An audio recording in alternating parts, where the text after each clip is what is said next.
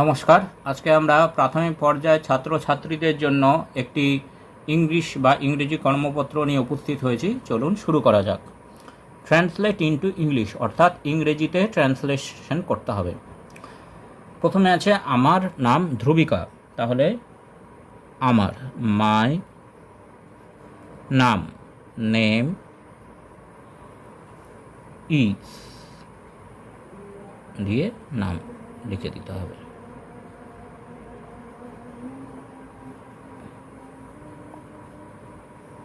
Full stop. তারপর ওইগুলি গাছ, ওইগুলি অর্থাৎ দোজ,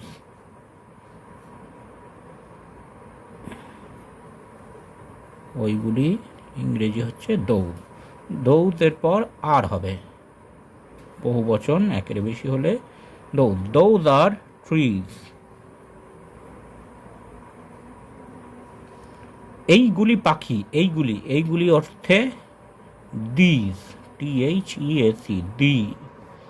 দিজ আর বার্ডস, পাখি, দিজ আর বার্ডস। প্লুরাল বলে বার্ডের পরে এস বসবে। এইটি একটি ফুল, এইটি অর্থে দিস ইজ, এখানে একটি তাই is. This is a flower. ওইটি একটি তারা, ওইটি অর্থে দ্যাট ইজ এ স্টার।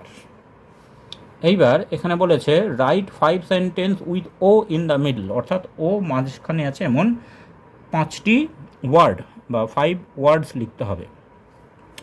প্রথমে আমরা লিখতে পারি পপ, POP পপ, তারপর HOP হপ, পর MOP mop,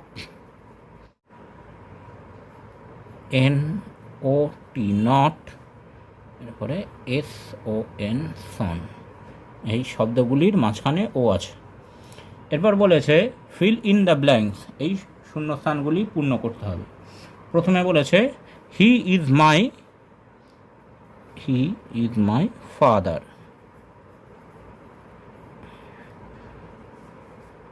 he is my uncle, he is my brother. He দিয়ে ফাদার, আঙ্কেল, ব্রাদার এইগুলি হবে। She is my mother, she is my aunt, AUNT, aunt. She is my sister.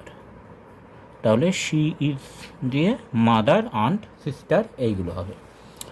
এবার rearrange the letters to make new words, এই লেটারগুলো সাজিয়ে নতুন শব্দ গঠন করতে হবে।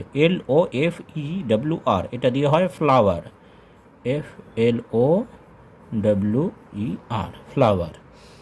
ATSR, এটা দিয়ে হয় স্টার, STAR,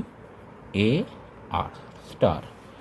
শেষে বলেছে রাইট AND, আর্থ অর্থাৎ পৃথিবী একটি আছে, তাহলে যেটি একটি আছে বিশেষ নির্দিষ্ট করে বোঝাবে, তার আগে দি।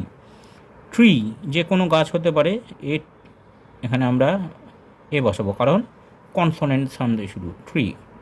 তারপর অরেঞ্জ, এটাও যে কোনো কমলা লেবু হতে পারে এবং ভাওয়েল সাউন্ড দিয়ে শুরু হচ্ছে, সেই জন্য অ্যান অরেঞ্জ।